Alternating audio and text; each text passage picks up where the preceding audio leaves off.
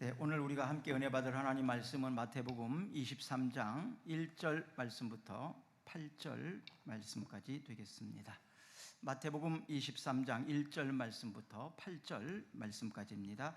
이에 예수께서 무리와 제자들에게 말씀하여 이르시되 서기관들과 바리새인들이 모세의 자리에 앉았으니 그러므로 무엇이든지 그들이 말하는 바는 행하고 지키되 그들이 하는 행위는 본받지 말라. 그들은 말만 하고 행하지 아니하며 또 무거운 짐을 묶어 사람의 어깨에 지우되 자기는 이것을 한 손가락으로도 움직이려 하지 아니하며 그들의 모든 행위를 사람들에게 보이고자 하나니 곧 그 경문띠를 넓게 하며 옷수를 길게 하고 잔치의 윗자리와 회당의 높은 자리와 시장에서 문안 받는 것과 사람에게 랍비라 칭함을 받는 것을 좋아하느니라. 그러나 너희는 랍비라 칭함을 받지 말라. 너희 선생은 하나요 너희는 다 형제니라. 아멘. 어제가 15일 스승의 날이었습니다. 우리 교회는 선생님이라 불리는 사람들이 많이 있습니다. 초등학교 돌봄 교사로부터 시작해서 지역아동센터, 또 중학교 선생님, 그리고 대학교 선생님, 그리고 또 주간보 노인 복지센터에서 수고하는 모든 선생님들, 이렇게 보니까 우리 교회는 선생님들이 참 많은 것 같습니다. 또 주일학교 선생님, 중고등부 선생님, 또 청년부, 또 장년부를 가르치는 구역 교사들 모두가 선생님들입니다. 자칫 통감해 보니까 교과서를 가르치는 교사는 구하기가 쉬우나 사람됨을 가르치는 스승은 만나기 어렵다, 이런 말이 있습니다. 또 요즘에 유행하는 말이 있습니다. 학교는 있으나 교육은 없고 교사는 있으나 스승은 없다, 이런 말이 있습니다. 윈스턴 처칠은 이런 말을 또 했습니다. 지식 수준이 높은 나라는 망할 수 있어도 교육 수준이 높은 나라는 망하지 않는다. 사람은 태어날 때 보면 다른 어떤 동물들보다도 나약한 존재로 태어납니다. 부모가 없으면 스스로가 생존 자체도 거의 불가능할 정도로 아주 연약하게 태어나는 것이 인간입니다. 그런데 이 사람에게는 무한한 가능성을 가지고 있습니다.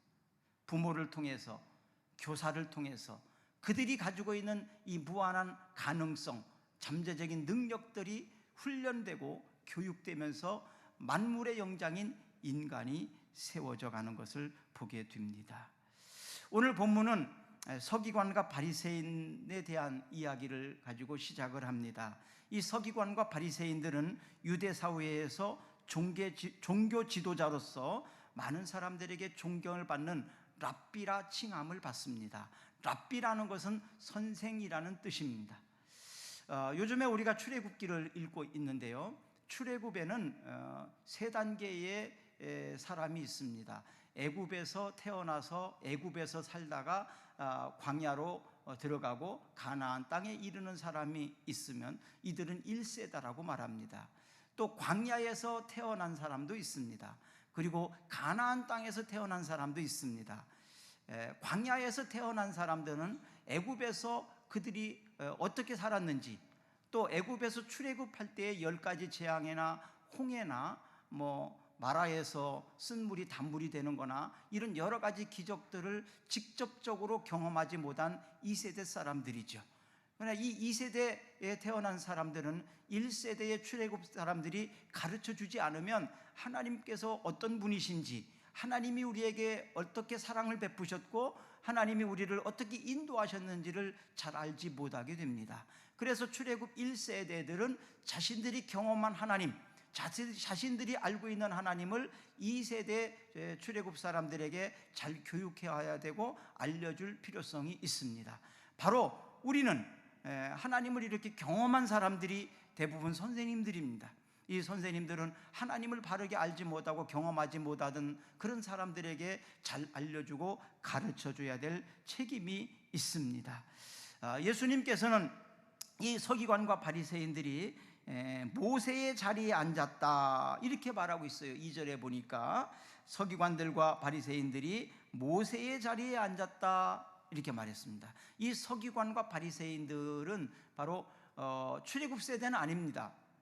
또 모세가 하나님을 경험했던 것처럼 그런 경험을 한 사람들도 아닙니다. 그러면 모세의 자리에 앉았다는 얘기는 바로 선생의 자리에 앉았다는 얘기예요. 선생의 직분과 직위를 가지고 있다는 얘기예요. 그들이 선생으로서의 직위와 직분, 모세의 자리에 앉아서 하는 행위는 말로만 하고 자신들은 그 가르친 대로 살지 않았다는 것을 책망하고 있는 내용입니다.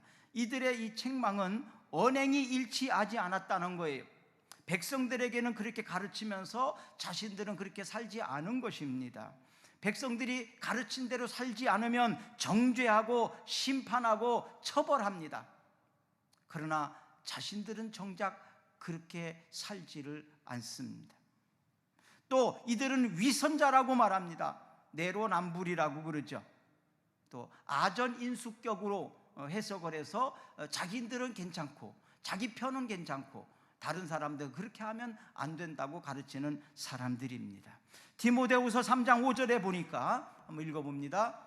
경건의 모양은 있으나 경건의 능력은 부인하니 이 같은 자들에게서 내가 돌아서리라. 경건의 모양은 있지만 경건의 능력은 그들에게 없다는 거예요.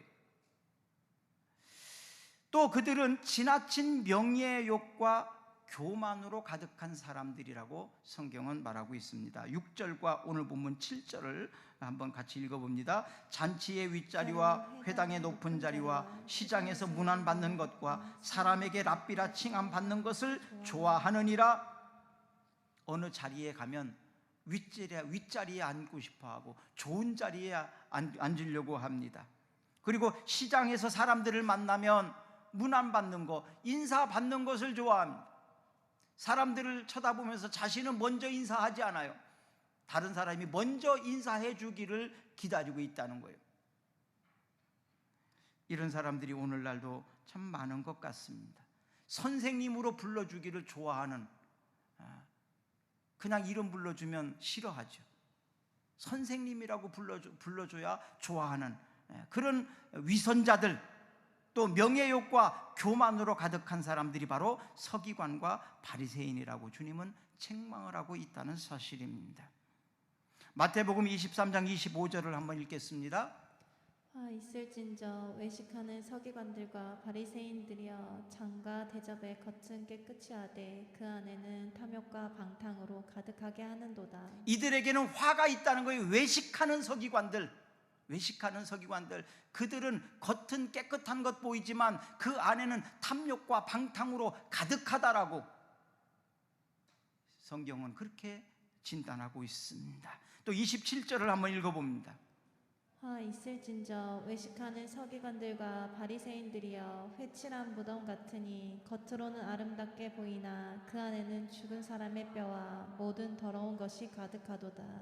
그들에게 또 화가 있을 것이다. 그들은 회칠한 무덤과 같다. 겉은 깨끗해 보이지만 그 속에는 더러운 것으로 가득 차더라는 것입니다.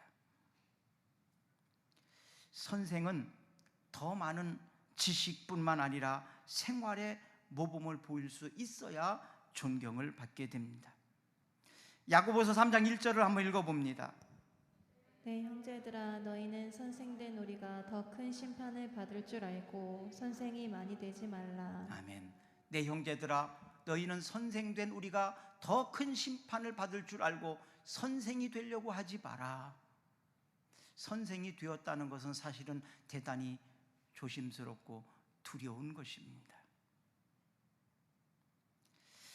로마서 2장 21절을 읽어봅니다. 그러면 다른 사람을 가르치는 내가 내 자신을 가르치지 아니하느냐? 도둑질하지 말라 선포하는 내가 도둑질하느냐? 다른 사람을 가르치는 내가 내 자신은 가르치지 아니하느냐? 도둑질하지 말라고 하면서 네가 도둑질하고 있지 않느냐?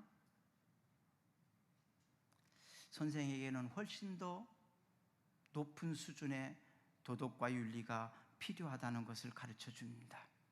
오늘날 위장자들이나 또 재판, 법관 이런 사람들은 훨씬 더 우리와 똑같은 그런 평범한 관념을 가지고 있어서는 안 된다는 얘기지요. 고린도전서 11장 1절을 사도 바울이 한 말입니다. 읽어봅니다. 내가 그리스도를 본받는 자가 된 것 같이 너희는 나를 본받는 자가 되라. 사도 바울은 내가 그리스도를 본받는 것처럼 너희는 나를 본받으라고. 이렇게 말할 수 있으려면 어떻게 해야 될까? 참 어려운 이야기입니다. 자, 여러분, 우리가 모두가 그리스도를 본받읍시다. 우리가 예수님처럼 삽시다. 이렇게 말하는 건 조금 그래도 할 수 있을 것 같은데, 내가 그리스도를 본받으려고 애쓰고 노력하는 것을 보았지 않냐? 너희도 나를 본받아라. 내가 그만큼 그들보다 더 주님을 많이 닮아가야만 가능한 이야기겠지요. 내가 그리스도를 본받는 것처럼 너희는 나를 본받으라고 이렇게 말합니다. 선생님들은 그래서 솔선수범한 모습이 굉장히 중요합니다. 직위와 직분은 주어지는 거죠. 그러나 그 직위와 직분이 그 권위가 계속되는 건 아닙니다. 그 직위 때문에, 직분 때문에 계속해서 존경하기는 어렵습니다. 그거는 서서히 소멸해져 가고 없어져 갑니다. 내가 그 직위와 직분을 받았을 때 그 존경만 받을 만하고 그 자리에 걸맞는 사람이 되지 않으면 결국 그 자리에서 내려와야 될 것입니다. 자, 랍비라 칭함을 받지 말라. 참 두려운 말입니다. 그렇지만 우리에게 주어진 랍비, 선생이라는 직위가, 직분이라는 것이, 이것을 어떻게 없앨 수는 없지 않습니까? 돌봄 선생님으로, 또 지역아동센터 사회복지 선생님으로, 중학교 선생님, 대학교 선생님, 주간보호센터 우리 선생님, 또 주일학교 중고등부, 또 교회에서 여러 가지 직분과 직위를 맡은 선생님, 목사도 사실 선생님입니다. 그렇죠?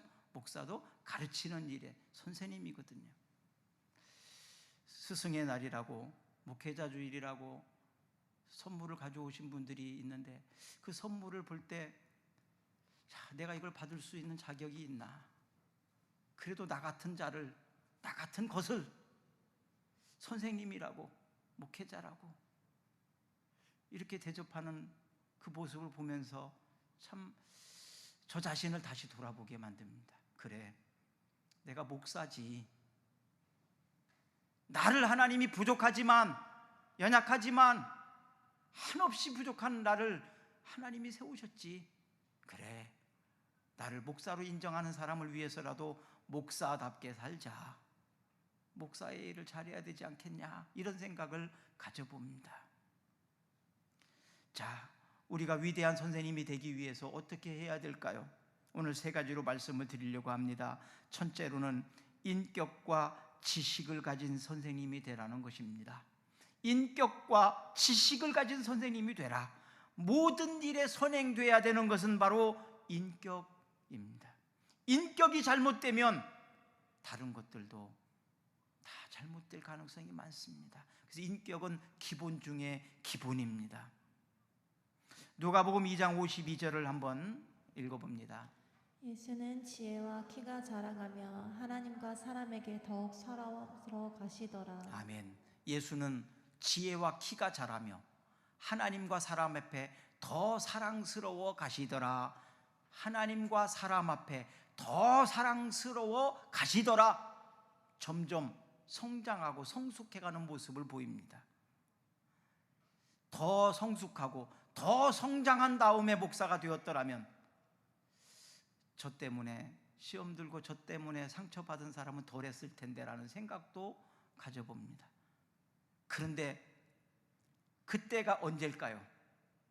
언제 목사가 되면 사람들에게 상처를 주지 않고 정말 훌륭한 목사가 될 수 있을까요? 60대? 70대? 죽어도 안 될 것 같습니다. 미안하지만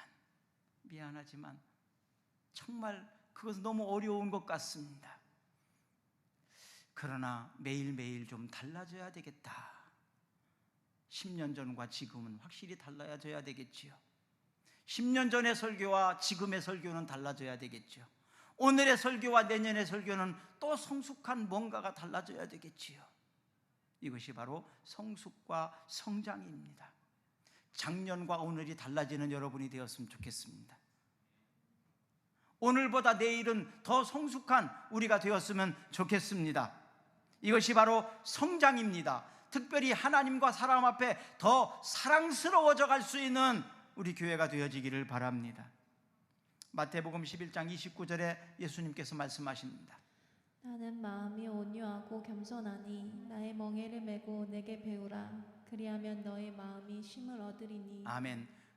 나는 마음이 온유하고 겸손하니 나의 멍에를 메고 내게 배우라. 그리하면 너희 마음이 쉼을 얻으리라.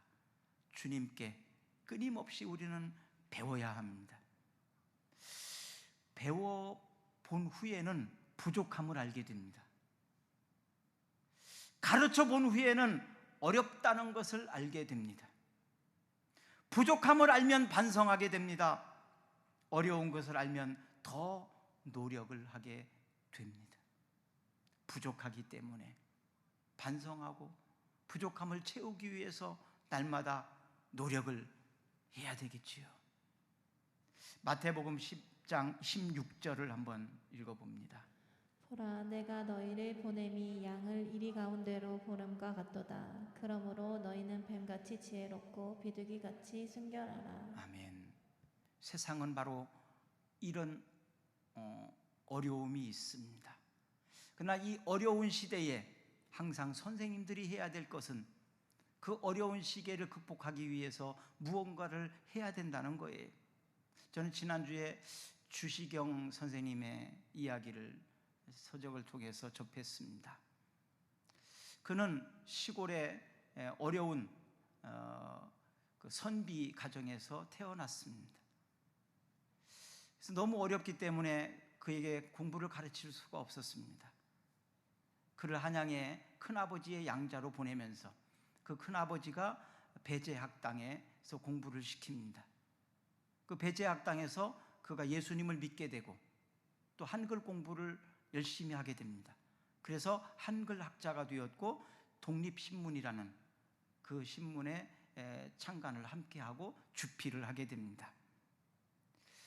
그는 한글 학자로서 미래 세대를 위해서 그 지도자가 되었고 또 많은 글을 남기면서 후계자들을 만들어냈습니다. 독립신문은 최초의 한글 신문이자 또 영문판 신문이었죠. 이 일을 위해서 그 사용되어진 사람이 바로 주시경이었다. 그는 감리교회 교인이었는데요. 이렇게 기독교인들이 우리나라의 최초의 학자들이나 또 병원이나 정치인들이 굉장히 많습니다. 이들이 암울했던 어려웠던 우리 한국을 굉장히 많이 계몽하고 가르치고 또 이렇게 교육 수준이 높은 나라로 만들었습니다. 기독교인들이 이 일에 앞장을 섰었습니다. 사랑하는 여러분, 여러분들에게 앞장설 수 있는 지도력이, 지혜와 능력이 있기를 축복합니다. 세상을 판단하고 분별할 수 있는 능력이 있기를 축복합니다. 그래서 지혜롭고 순결해야 될 필요성이 있습니다. 그래서 그 깨끗한 영에 하나님께서 부어주시는 지혜와 능력을 가지고 세상을 이끌어가는 머리가 되는 축복이 있습니다. 두 번째로는 권위 있는 선생님이 되라는 것입니다. 권위 있는 선생님이 되라. 교육의 효과는요, 인지적 변화와 정서적 변화, 행동의 변화가 일어났을 때 교육이 이루어졌다, 이렇게 말을 하거든요. 교사는 인격과 실력을 동시에 갖추고 있어야 됩니다. 어떤 사람은 인격은 훌륭한데 실력이 없어요. 어떤 사람은 인격은 좀 부족한데 실력이 많은 사람도 있어요. 근데 두 가지 다 많이 부족합니다. 그것만은 가지고는 권위를 가질 수는 없습니다. 인격과 실력을 동시에 가지고 있을 때 바로 그곳에서 권위가 나타나는 것을 보게 됩니다. 같은 말이라도 누가 한 말이냐에 따라서 달라요. 그 권위가 다르더라는 거예요. 마태복음 7장 28절과 29절을 한번 읽어봅니다. 예수께서 이 말씀을 마치심에 무리들이 그의 가르치심에 놀라니 이는 그 가르치시는 것이 권위 있는 자와 같고 그들의 서기관들과 같지 아니함일러라. 아멘. 서기관과 바리새인들은 학문이 학식이 굉장히 높은 사람들입니다. 그 사람들은 많은 것을 연구해서 가르치는 사람들이에요. 그런데 그들이 가르친 것과 크게 다른 건 없습니다. 예수님도 뭐 특별하게. 그러나 그들이 가르친 말과 예수님이 하시는 말, 거기에는 권위가 다르더라는 거예요. 예수님이 하신 말에는 권위가 있더라는 거예요. 그들이 하는 말에는 권위가 없더라는 거예요. 권위 있는 선생님이 돼야 합니다. 그러기 위해서는 품위를 갖출 수 있어야 돼요. 품위를. 또 교육의 성과를 위해서는 능력도 갖추고 있어야 됩니다. 업무의 효율성을 위해서는 업무에 관계된 능력을 갖출 수 있어야 되겠죠. 전문가가 돼야 됩니다.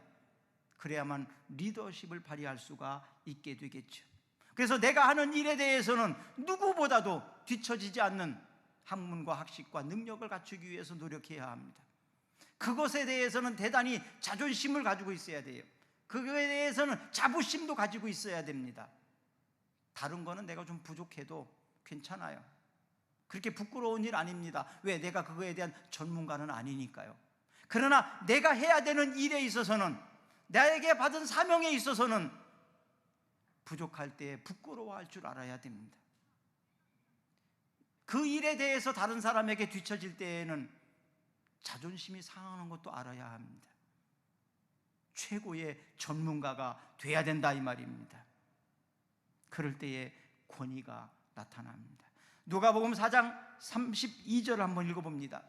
그들이 그 가르치심에 놀라니 이는 그 말씀이 권위가 있음이러라. 아멘. 예수님이 가르칠 때 수많은 사람들이 놀랬다는 거예요. 왜냐하면 그 말씀이 권위가 있음이라 이렇게 나옵니다. 그 말씀에 권위가 있더라. 진정한 권위는요, 하나님으로부터 부여됩니다.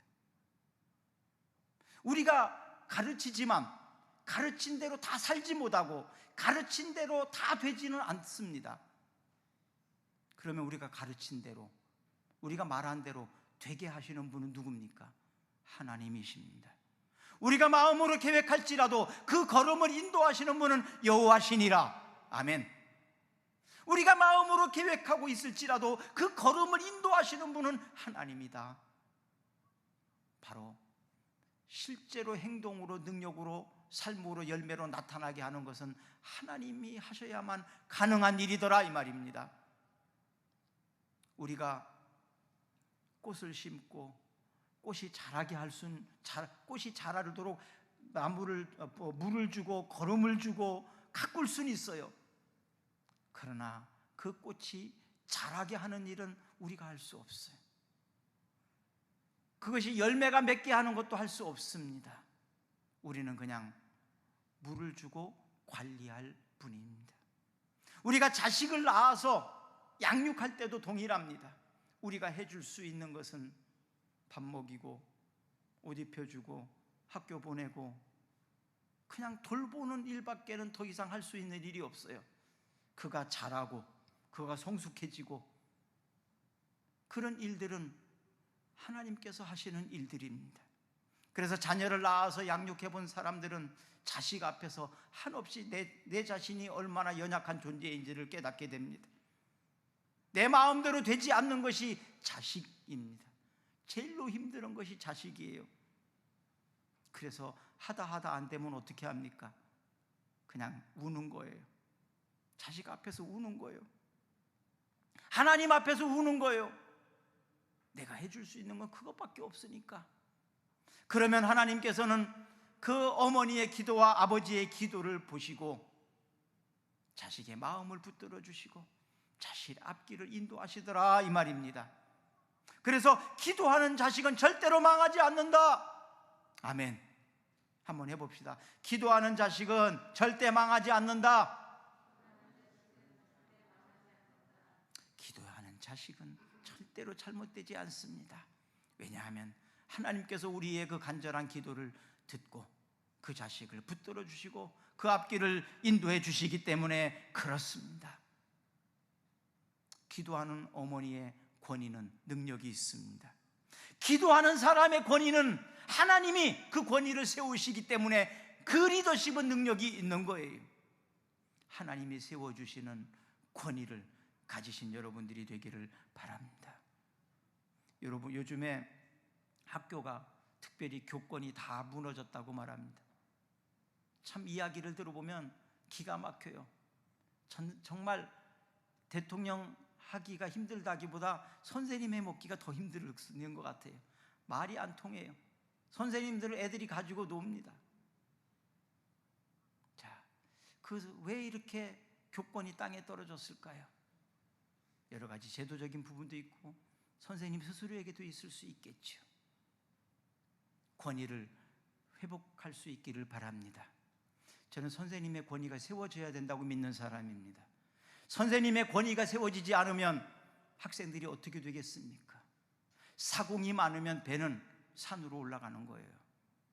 선생님의 권위가 떨어지게 되면 결국 최고의 피해자는 누군지 아십니까? 학생이에요. 선생님도 좀 어려운 일은 있을 수 있겠지만 더 피해자가 되는 건 학생이에요. 여러분, 권위가 다시 세워졌으면 좋겠습니다.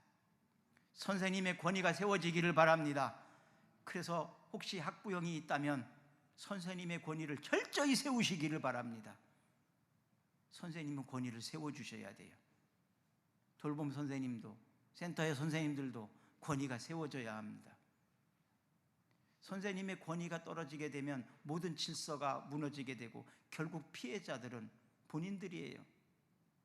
주간보호센터 같은 경우 어르신들이니까 경험도 많고 또 사회적인 지위가 있는 사람들도 많이 있을 수 있겠지만, 그러나 여러분들에게 세워진 선생님이 누구예요?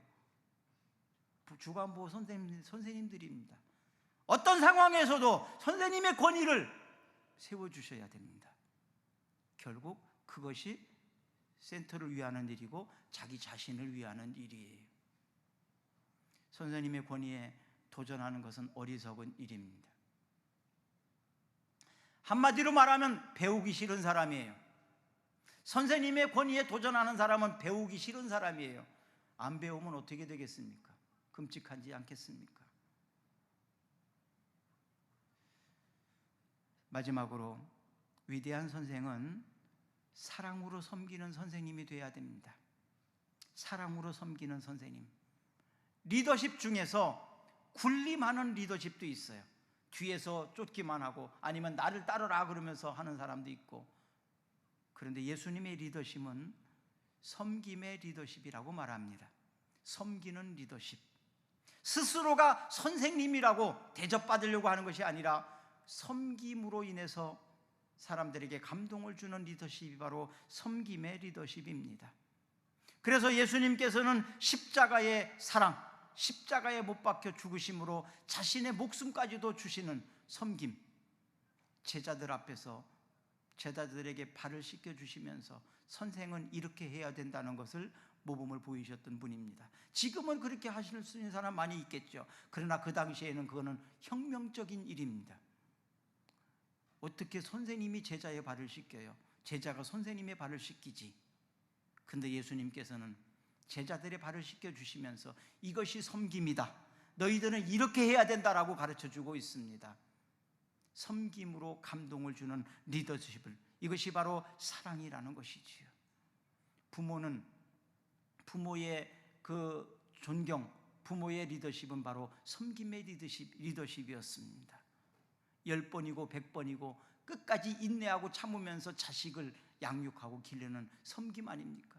먹을 것 덜 먹고 진자리 마른 자리 가리며 다 자식을 먼저, 자식에게 좋은 걸 먼저, 자식의 옷을 먼저, 항상 자식을 앞세우면서 키웠던 것이 바로 부모의 사랑, 이것이 바로 섬김의 리더십이었습니다. 이 리더십을 받고 우리는 살아왔습니다. 그런데 어느 순간 그것이 사라지고 말았어요. 받기만 하고 줄 모르는 리더십, 자기 자신만을 위해서 상대를 이용하는 자기 중심적인 리더십으로 바뀌고 있다는 거예요. 내가 이런 권위를 가지고 내가 이런 지위를 가지는 것은 나를 위함이에요. 이게 바로 마지막 말세의 징조입니다. 자기 중심의 삶은 사탄의 리더십입니다. 그래서 이 사탄은, 귀신은요, 자기가 필요할 때 사용하다가 필요가 없으면 과감하게 버립니다. 그냥 버리는 정도가 아니고 짓밟아 버립니다. 망하게 만듭니다. 그래서 무당들은 행복할 수가 없는 거예요. 사단을 섬기던 사람들의 말로가 좋을 수 없는 거예요. 행복할 수가 없는 거예요. 필요할 때 쓰다가 버립니다. 망가뜨려 버립니다. 필요할 때 쓰다가 버리는 사람은 바로 사단의 리더십을 가진 사람입니다. 내가 필요할 때만 아부하고 내가 필요하지 않을 때는 언제든지 밟아버릴 수 있는, 이건 사단에게 배운 리더십입니다. 사랑의 리더십은 내가 대신 죽어지는 것입니다. 마가복음 10장 45절을 한번 읽어봅니다. 인자가 온 것은 섬김을 받으려 함이 아니라 도리어 섬기려 하고 자기 목숨을 많은 사람의 대속물로 주려 함이니라. 인자가 온 것은, 예수님이 오신 것은 섬김을 받으려고 온 것이 아니라 섬기려고 왔다고 말합니다. 자기 목숨을 많은 사람을 대속물로 주려고 왔다는 얘기예요. 내가 선생이 된 것은, 내가 목사가 되는 것은 왜 목사가 되고 왜 선생이 되었는가를 생각해야 합니다. 내가 섬기기 위해서, 많은 사람들을 구원하기 위해서, 많은 사람들을 신앙의 길로 바르게 인도해 주기 위해서, 내가 알고 있는, 내가 경험한 하나님을 바르게 전달해 주고 싶어서, 그래서 직분이 주어지는 거예요. 내가 먹고 살기 위함이 아닙니다. 내가 존경받는 자리에 서기 위함도 아닙니다. 교회의 모든 직분은 바로 이런 섬김의 직분들입니다. 내가 집사가 된 것은, 내가 교사가 되고 권사가 되는 것은 바로 섬기기 위함입니다. 이 사실을 망각해서는 안 됩니다. 자신을 이기는 자가 가장 큰 자입니다. 자신이 가진 것으로 만족할 수 있는 사람이 가장 부자입니다. 범사에 감사하는 사람이 행복한 사람입니다. 모든 일에 배우고자 하는 사람이 가장 지혜로운 사람입니다. 강한 자가 되기를 바랍니다. 부자가 되기를 바랍니다. 행복한 사람이 되기를 바랍니다. 지혜로운 사람이 되기를 바랍니다. 무엇보다 큰 자가 되기를 바랍니다. 마태복음 23장 7절을 읽어봅니다. 너희 중에 큰 자는 너희를 섬기는 자가 되어야 하리라. 아멘. 너희 중에 큰 자는 너희를 섬기는 자가 되어야 하리라. 이것은 큰 자가 섬기는 자가다 이 말입니다. 원래 섬기는 것은 더 가진 사람이 섬길 수 있어요. 더 큰 자가 잘 섬길 수 있어요. 적게 가진 사람이 많이 가진 사람을 섬기기는 참 어렵습니다.